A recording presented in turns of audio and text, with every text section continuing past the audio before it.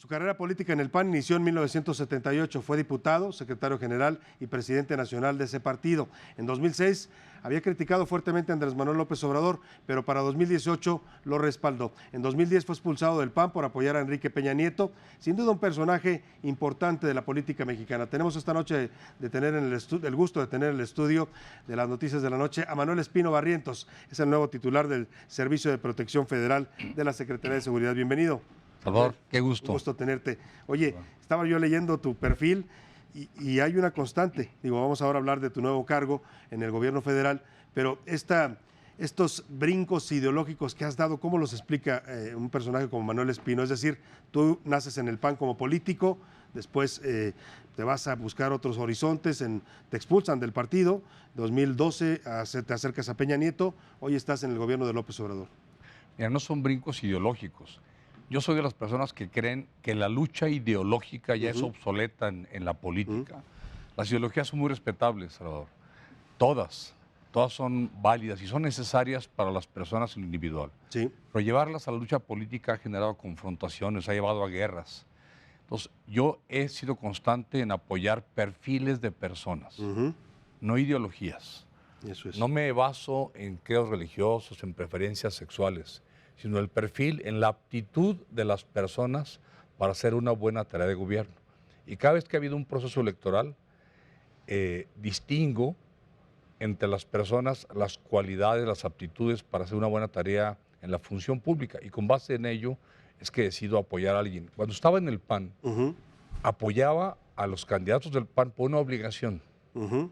Cuando salí del partido acusado de exceso de libertad de expresión, a instancias del entonces presidente de México, Felipe Calderón, quedé ya en libertad de optar por las personas y no de manera incondicional por un falto concepto de lealtad por candidatos del partido. En el caso, a ver, es que es interesante esto que dices, el apoyar perfiles personales, ¿no? Que te convencen, pero en esos perfiles está, bueno, te toca destapar como candidato a la presidencia a Felipe Calderón, ¿no? Luego decides apoyar a Peña Nieto y después a Andrés Manuel López Obrador. Yo pienso en los tres y son totalmente disímbolos. ¿Qué encontraste en cada uno? Digo, son los extremos. En el caso del candidato del PAN, yo era presidente nacional del PAN. Tenía doblemente el deber de apoyar ahí. Cuando vine a la elección del 2012, habíamos sido en el PAN muy condicionados, yo diría mentalmente, en la fobia hacia Andrés Manuel López Obrador. En aquella ocasión, la candidata a la presidencia del PAN, Josefina Vázquez Mota, que había comenzado en primer lugar, en segundo lugar en intención de voto, terminó en un lejano tercer lugar, casi en el cuarto. Entonces, una vez que se desploma Josefina, en una organización que yo presidía entonces, que se llama Volver a Empezar, en una Asamblea Nacional decidimos apoyar al opositor más cercano de Andrés Manuel, porque teníamos todavía esa influencia de que Andrés Manuel era un peligro para México o había sido un peligro para México. Sí, que fue de hecho. Al paso del tiempo resultó que quien fue un peligro para México realmente fue Felipe Calderón. Y Andrés Manuel y yo tuvimos una disputa, una confrontación muy fuerte en términos electorales por años. Por razones partidistas, por razones electorales.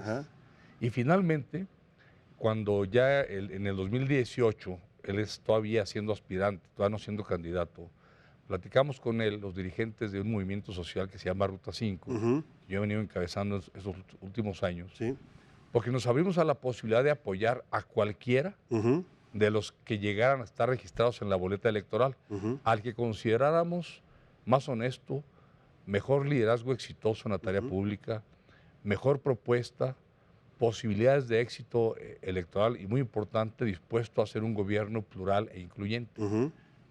Y una Asamblea Nacional de cerca de 2,000 delegados, representantes de cerca de 1,000 organizaciones de todo el país.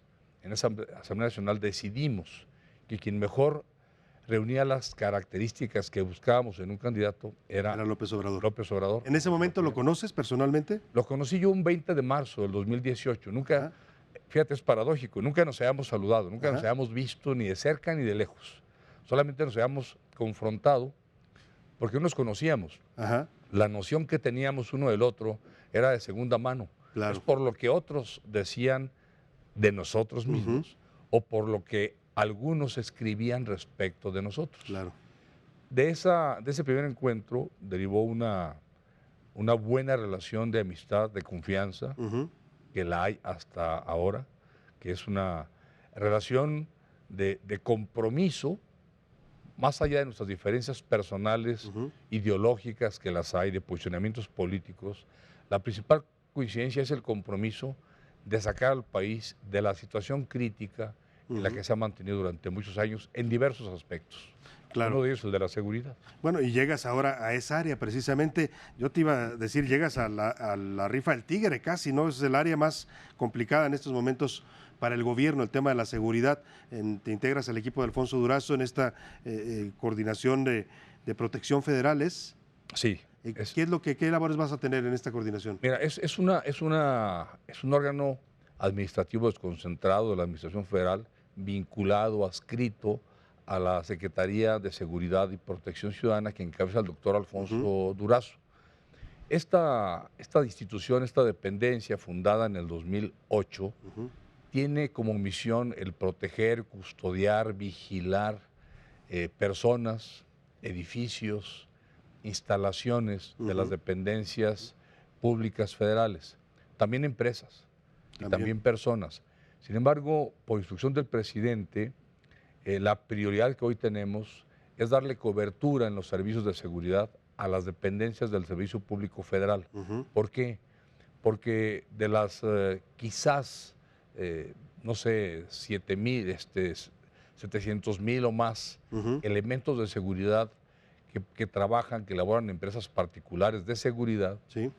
hay muchísimos elementos que cuidan dependencias públicas, pero también es una triste realidad que muchas empresas particulares de seguridad tienen vínculos directos o indirectos con grupos criminales, con la delincuencia. Entonces, para proteger instalaciones de gobierno, funcionarios de gobierno, es imprescindible tener gente confiable.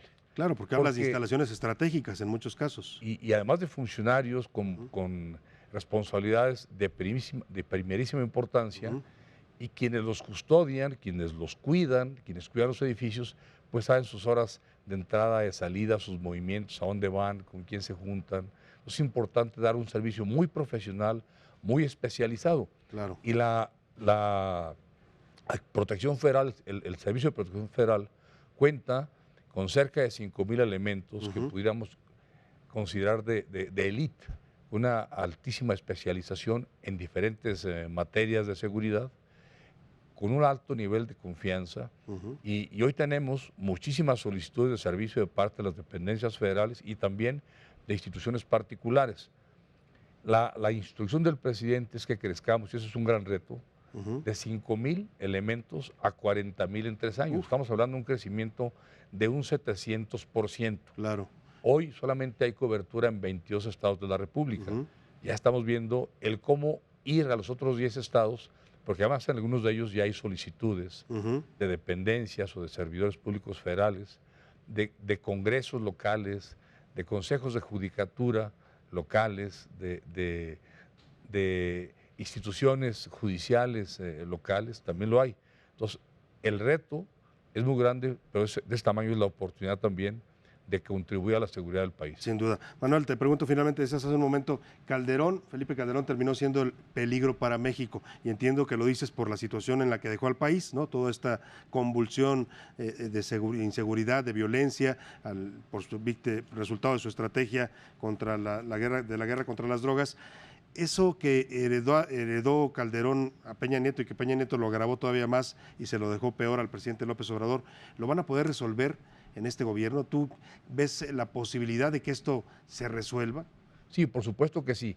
La estrategia estuvo mal enfocada de origen. Se convirtió, fue una estrategia seguramente de buena intención de parte del entonces presidente Felipe Calderón, pero improvisada, no sustentada en un análisis estratégico de fondo. Una ocurrencia finalmente que derivó en una estrategia no fallida, sino homicida, porque lo que generó fueron muchísimas muertes. Mucha muerte. Y por desidia o por comodidad la continuó Enrique Peña Nieto. Yo celebro que el presidente Andrés Manuel López Obrador está decidido a darle un giro al enfoque de la estrategia, para que sea no una estrategia de guerra, una estrategia de violencia, sino una estrategia que genere paz y con ello tranquilidad a los mexicanos.